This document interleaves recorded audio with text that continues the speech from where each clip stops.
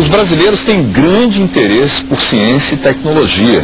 Tem muito interesse pelas ciências da saúde, áreas como a medicina, saúde, mas também meio ambiente. Mas uma coisa é o interesse. Aliás, está paralelo, um pouquinho abaixo aí do interesse que o brasileiro tem pelo esporte. Isso pode ser uma novidade. Mas essa é uma pesquisa divulgada recentemente pelo Ministério de Ciência e Tecnologia.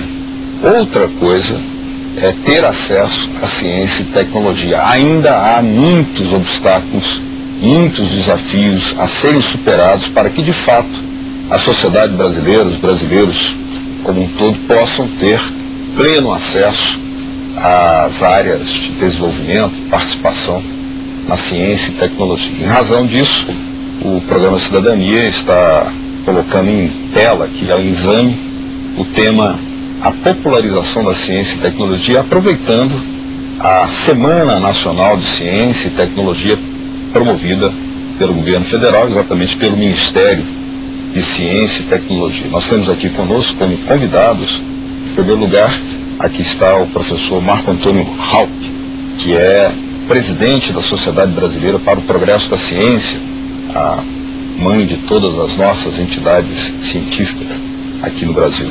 E temos também a participação do professor Ildeu Moreira, que é o coordenador geral da Semana Nacional de Ciência e Tecnologia e responde exatamente pela área de difusão, popularização e democratização da ciência e tecnologia lá no Ministério, que tem o mesmo nome. Muito obrigado a ambos pela presença aqui no nosso programa. Eu começaria exatamente com esse desafio, professor Haupt.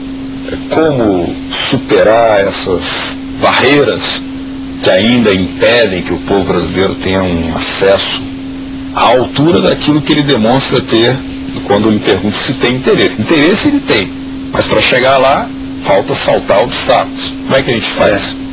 Eu acho que esses obstáculos estão em toda a história de qualquer indivíduo brasileiro, desde a escola até a profissão, a atuação profissional dele, né? Então, para você superar essas barreiras e convencer a sociedade que a ciência traz benefícios, né?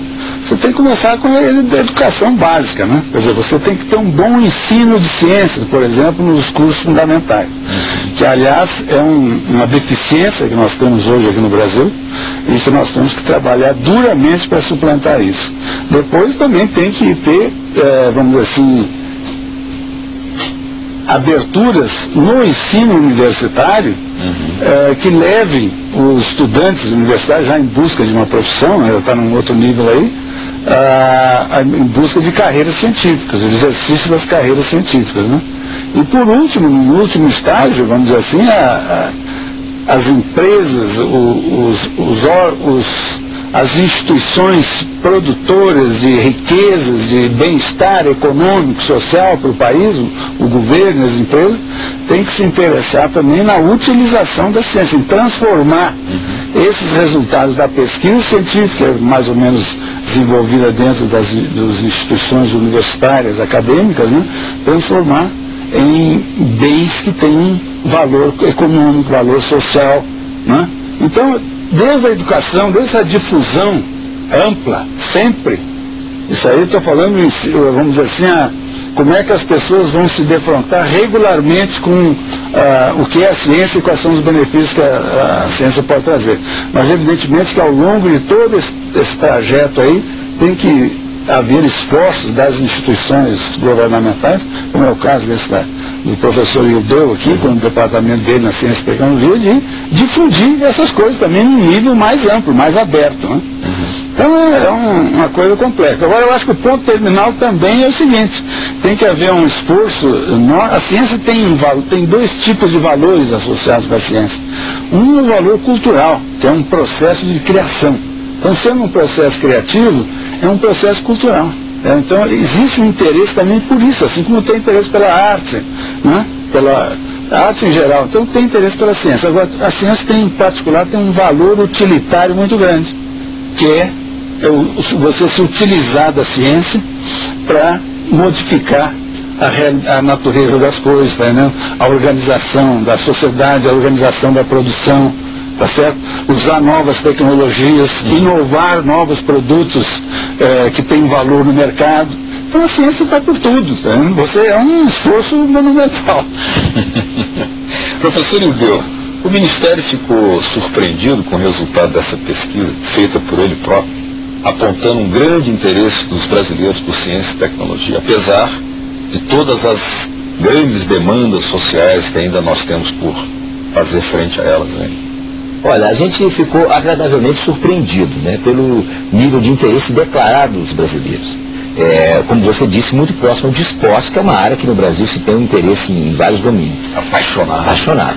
Então, agora, você lembrou bem, quando a gente perguntou também outras questões, de onde o brasileiro se informa, se ele vai no museu de ciência, se ele participa de alguma atividade, se ele vê ciência na TV, no rádio, nos jornais, aí os índices caem drasticamente. Isso significa que nós temos que fazer um esforço muito grande. Primeiro, como o professor Ralph diz, eu acho que o problema central no Brasil é a gente melhorar a educação em ciências e matemática desde o ensino fundamental. Essa é uma questão fundamental que a gente tem que fazer isso. E não é um problema só do governo federal, é um problema também do governo federal, dos governos estaduais, dos governos municipais, das universidades, que podem ajudar muito nisso, mais do que fazem, embora já façam um esforço grande, e da sociedade em geral. Quer dizer, quando nós tivermos a consciência da sociedade brasileira que a educação é uma questão central, tanto no nível do indivíduo, do aprimoramento individual, quanto coletivo para o país, nós vamos, de fato, produzir uma revolução no Brasil. Então, esse é um ponto fundamental. O outro, que a pesquisa também mostra, é que os meios de comunicação no Brasil dedicam pouco espaço à ciência de uma maneira interessante, dinâmica, que permita às pessoas ter também entretenimento. A gente vê, por exemplo, em outros países, como no Canadá, na Inglaterra, a BBC é um exemplo, que produz vídeos de ciência de altíssima qualidade e que são vistos pelas pessoas, pelas crianças, pelos jovens com muito interesse. Então nós precisamos também no rádio, na televisão, nos jornais, nas revistas brasileiras, ter um espaço melhor, mais amplo, para tratar das questões da ciência. Da mesma forma como se vê a novela, por exemplo, né? E o futebol, né? Claro. E tem interesse por tudo. Não queremos, evidentemente, tirar das pessoas o direito a ter um entretenimento. Eu espero que a TV pública, que está se desenhando agora, ela pode ocupar um espaço que até agora a televisão privada no Brasil não ocupou, que é trazer muito desse conhecimento da ciência, do que é produzido na ciência brasileira, que é muito ignorada também. Essa pesquisa mostrou um dado que para nós é alarmante. 85% dos brasileiros não foram capazes de citar um cientista brasileiro importante ou uma instituição de ciência brasileira que tenha feito pesquisa científica importante. Então isso mostra que a gente tem uma separação grande ainda entre o nosso sistema de ciência e tecnologia e a população em geral. E esse esforço que a SBPC faz, por exemplo, e outras entidades fazem, de fazer uma divulgação da ciência brasileira, é fundamental. Professor Ralph, ciência é poder. Ciência é algo que está diretamente relacionado com soberania, projeto de nação. Não é deleite, não é atividade particular, embora exija grande amor. Os cientistas são movidos por uma forte dose de amor, né, na sua produção científica. Até porque tem que enfrentar muitas vezes tantos obstáculos só com grande heroísmo e abnegação. Mas a questão de superar aquele fosso que ainda nos separa dos países já muito desenvolvidos, até porque desenvolveram seus processos científicos e tecnológicos antes que nós. A questão da ciência relacionada ao poder e ao desenvolvimento. Como é que o senhor comenta? Eu diria mais que conhecimento, no fundo, é poder, né? Conhecimento em geral de qualquer situação. Tá vendo? E se você quer ter soberania, uma primeira iniciativa é você conhecer os seus domínios, onde você quer ter essa soberania, o seu país, no caso, né? Porque esse conhecimento, né, como ele está relacionado com poder, ele está relacionado também, ele tem valor econômico também. Hoje em dia, a economia do conhecimento é o grande caminho por onde os países líderes estão trilhando. Tá? Eles estão abandonando esses processos tradicionais